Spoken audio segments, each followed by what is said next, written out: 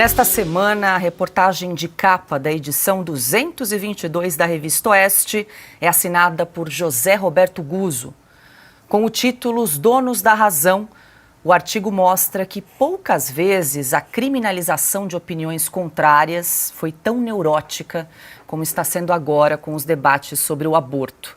E a gente ouve um trecho na voz de Vitor Brown. O Judiciário Supremo, a maior parte da mídia e as classes culturais estão convencidos, como o presidente Lula e a esquerda em geral, de que só as ideias que consideram acertadas têm o direito de entrar no debate público. As que não levam o seu certificado de aprovação e, sobretudo, as que são contra as suas, são tratadas como manifestações de delinquência social, política e moral. São fascistas e seus portadores deveriam responder a processo penal se disserem o que pensam. Vale para tudo, da ideia de que não houve golpe de Estado em 8 de janeiro de 2023, até a sugestão de que as urnas eletrônicas do TSE podem estar sujeitas a melhorias técnicas. Mas poucas vezes a criminalização das opiniões contrárias foi tão neurótica como está sendo agora com os debates sobre o aborto. A ideologia oficial simplesmente decidiu que o cidadão brasileiro não tem o direito civil de ser contra o aborto e não pode nem mesmo propor que haja algum limite temporal para a supressão do feto. Quando se discute a possibilidade de equiparar o aborto em qualquer momento a um crime de homicídio que é definido pela lei penal como matar alguém, isso de fato é, me perdoe, uma irracionalidade. O que pretendem na prática é eliminar, em nome do processo civilizatório, justamente um dos princípios fundamentais para o avanço da civilização humana, o da livre circulação de ideias e a convicção de que pode haver mais de um ponto de vista sobre a mesma coisa. E hoje é sexta-feira, dia de receber a nossa diretora de redação, Branca Nunes, aqui no estúdio de Oeste Sem Filtro. Branca, seja muito bem-vinda. Traga aí os destaques dessa edição 222 aqui dessa semana. Boa noite. Boa noite, Paula, Piotr, Augusto, Ana, Alexandre. Boa noite a você que nos acompanha. Então, a reportagem do Guzzo, é bom lembrar, né, Paula, que começou esses assuntos proibidos, eles se intensificaram durante a pandemia, quando não se podia discutir a origem do vírus, a necessidade do distanciamento social ou a vacina. Você tinha que aceitar aquilo como uma verdade absoluta. E agora o que o Guzzo diz é, você não precisa ser contra ou a favor, não interessa muito isso, interessa vamos discutir, vamos debater e vamos ver ideias diferentes. Isso está sendo proibido. Então, essa é a reportagem de capa desta edição. Eu vou destacar também um texto da Raquel Dias e do Tiago Vieira. Eles aproveitaram essa passagem do Lula e da Janja pela Itália para relembrar alguns gastos do casal presidencial, né, dessa vida luxuosa que nós proporcionamos.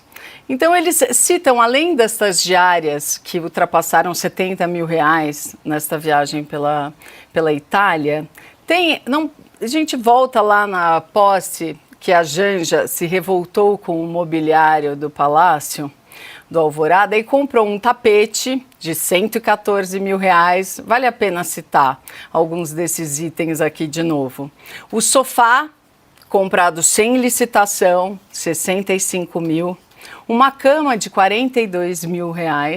E somados todos os móveis e essas reformas na Granja do Torto e no Palácio do Alvorada, o valor chegou a R$26 milhões, mais de R$26 milhões. E tudo isso, não podemos esquecer, foi pago por você, foi bancado por todos nós aqui. E outro texto, Paula, é que esta edição tem esses textos que diversificam bastante. Citar rapidamente um do Dagomir Marquesi. Você que ainda não conhece o ChatGPT, que nunca lidou com ele, o Dago, como a gente chama, dá os primeiros passos. Como você, quando abrir o ChatGPT, deve fazer para pesquisar da melhor maneira possível. Todo mundo começa pesquisando no ChatGPT, então ele dá umas dicas muito boas. Quem quiser começar, leia o texto do Dagomir, porque vocês vão gostar muito. Mas eu vou encerrar com uma reportagem da Amanda Sampaio e do Anderson Scardoelli sobre as bets, que são os sites de aposta que viraram esta febre. E o texto discute assim, por que você pode, as bets estão liberadas, e você não pode os cassinos, né, e outros jogos? Porque os cassinos também têm uma vantagem de movimentar uma economia da região. Nos Estados Unidos chega a 330 bilhões de dólares por ano, o que é movimentado com esses chamados jogos de azar. E são quase 2 milhões de empregos diretos e indiretos. Então a pergunta que fica é essa, né? Por que um pode e o outro não pode? Vou destacar estes textos, Paulo. A edição está ótima, a Branca Nunes também está nessa edição, quero registrar aqui, também tem texto da nossa diretora de redação, que sempre escreve, claro, a carta ao leitor, mas essa semana nos brindou aí com uma reportagem para tratar do que já falamos muito aqui durante toda essa semana, o Supremo Tribunal Federal, que vai fazer uma licitação para contratar uma empresa para fazer clipagem do que se fala sobre o Supremo Tribunal Federal aí na imprensa, nas redes sociais, enfim. Isso foi um furo nosso, né, Branca? Interessante. Foi um furo nosso. A gente deu em 28 de maio a primeira reportagem e voltou, este assunto voltou agora, no dia 15, nos outros veículos de comunicação. E nessa reportagem, Paulo, eu faço uma comparação entre o New York Times, ele publicou uma reportagem recentemente mostrando que na China, em Pequim, os apartamentos de algumas regiões, eles são classificados, eles são pintados por cores, né? Então, o verde significa confiável, o amarelo não fique de olho e o vermelho preste muita atenção, que pode ter um subversivo aqui, né? Subversivo não, mas alguém contra o regime. E este monitoramento que o STF quer fazer agora, ele também cria essas categorias. São 3 categorias para mostrar o que é positivo, o que é neutro e o que é negativo sobre a corte. Tem algumas semelhanças aí. Enquanto você falava, Branca, a gente exibiu aquela reportagem que você mencionou anteriormente, tá aí, sim. ó, da Raquel Dias e do Tiago Vieira, né? A vida de luxo do casal Lula e Janja. E tem uma imagem também que é muito simbólica nessa reportagem, que são os itens de luxo, né? Sim. Os sapatos, as bolsas, as camisas usadas aí pelo casal. Tá. Esbanja. Pois é, o pai dos pobres tem uma vida de milionário.